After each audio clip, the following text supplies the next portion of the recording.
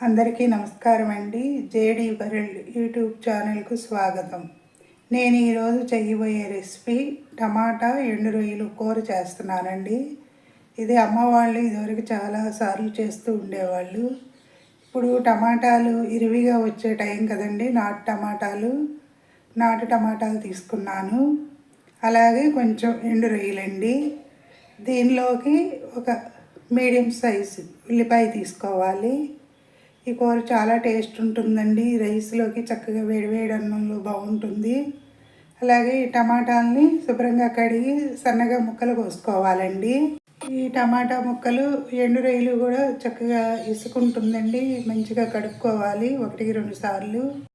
ఈ ఎండు రొయ్యలు కడిగి పెట్టుకున్నానండి. తర్వాత మీడియం సైజు ఉల్లిపాయ పొట్టు తీసి కడిగి శుభ్రంగా ముక్కలు కోసుకోవాలండి. తర్వాత స్టవ్ వెలిగించి పెట్టుకున్నాను. తగినంత ఆయిల్ వేసుకోవాలండి. ఈ కూరకి సరిపడా. ఇది ఫ్రీడమ్ ఆయిల్ అండి, రిఫైండ్ ఆయిల్ వాడతాను నేను.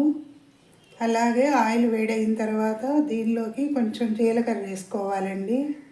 ఈ తాలింపులోను ఫ్రై అయిన తర్వాత ముందుగా కడిగి పెట్టుకున్న ఎండు రొయ్యలు వేయించుకోవాలండి. అంటే కొంచెం నీసు వాసన అనేది ఉండదు. రొయ్యలు వేగిన తర్వాత కొంచెం వేయించుకోవాలండి. వేగిన తర్వాత ముందుగా కట్ చేసి పెట్టుకున్న ఉల్లిపాయ ముక్కలు కూడా అందులో వేసుకోవాలి.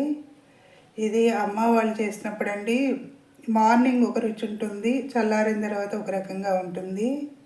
మార్నింగ్ అంటే వేడి మీద తింటాం కదండి, చాలా బాగుంటుంది. కొంచెం చల్లారితే అదొక రకమైన టేస్ట్ ఉంటుంది. దీనిలో కొంచెం పసుపు, దీనికి తగినంత సాల్ట్ వేసుకోవాలండి. సాల్ట్ అయినా పర్వాలేదు, గల్లుప్పు అయినా కూడా వేసుకోవచ్చు. వేసి మొత్తం కూడా కలుపుకోవాలి. ఈ సాల్ట్ కూడా వేసిన తర్వాత ఈ పసుపు ఇది కూడా కూర మంచి కలర్ వస్తుంది. పసుపు ఆరోగ్యానికి కూడా మంచిదండి, యాంటీబయాటిక్ కదా. ఇలా మొత్తం వేసి కలుపుకోవాలండి. పసుపు సాల్ట్ కూడా గల్లుప్పు పైన వేసుకోవచ్చండి, ఎందుకంటే టమాటాలో నీరు ఉంటుంది. తర్వాత మనం కొంచెం వాటర్ కూడా పోస్తాం కదా ఈ కూరలో. ఇప్పుడు ఉల్లిపాయ వేగిన తర్వాత ముందుగా కట్ చేసి పెట్టుకున్న ఈ టమాటా ముక్కలు వేసుకోవాలండి. దీనిలో ఈ టమాటాలు చక్కగా ఎర్రగా కూడా ఉన్నాయి. మా ఇంటి దగ్గర చెట్టు ఉంది, కానీ మా పెరట్లో ఇది ఇంకా పండలేదండి, పచ్చికాయలేను. అందుకే బయట తీసుకొచ్చాడు బాబు. ఇలా మొత్తం కూడా కలుపుకోవాలి. ఈ టమాటా ఎండు రొయ్యలు చాలా బాగుంటాయండి. తర్వాత ఒక 5 మినిట్స్ మూత పెట్టి ఉంచాలి. ఇలా కూరని ఒకసారి మొత్తం కలుపుకోవాలండి. ఈ ఎండు రొయ్యలు టమాటా పులుపుకి చాలా టేస్ట్ వస్తాయండి. ఈ ఎండు రొయ్యలు అనేది చాలా వాటిల్లో వేసుకోవచ్చండి. వంకాయ ఎండు రొయ్యలు, టమాటా ఎండు రొయ్యలు, బీరకాయ ఎండు రొయ్యలు, దోసకాయ ఎండు రొయ్యలు, మనం తినేదాన్ని బట్టి ఉంటుందండి. టేస్ట్ చాలా బాగుంటుంది. ఈ పచ్చి రొయ్యలతో కాకుండా ఎండు రొయ్యలతో కూడా చక్కగా చేసుకోవచ్చు. నేను చేసేది ఈరోజు ఎండు రొయ్యలతోటే కదా. తర్వాత కారం వేసుకోవాలండి తగినంత.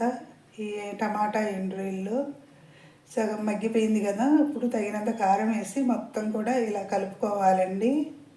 కలిపిన తర్వాత కొంచెం వాటర్ వేసుకోవాలండి దీనికి సరిపడా.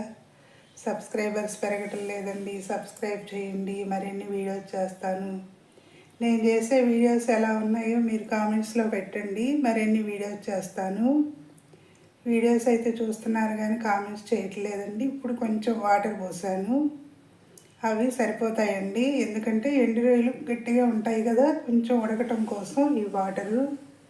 టమాటా కూడా చక్కగా మెత్తగా అయిపోతుంది. మూత పెట్టేసి ఒక 10 మినిట్స్ అయితే అయిపోతుందండి. ఇలా అయిన తర్వాత ఒకసారి కలిపి చూస్తే తెలుస్తుంది.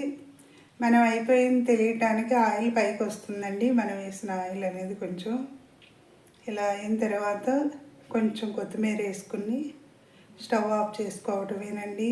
ఈ వీడియో నేనే చేసుకోవాలి, ఎడిటింగ్ నేనేను. ఎవరి కోసమో ఏం చేయటం లేదు, మన ఇంట్రెస్ట్తో చేస్తున్నాం కదా. ఇలా టమాటా ఎండు రొయ్యల కూర.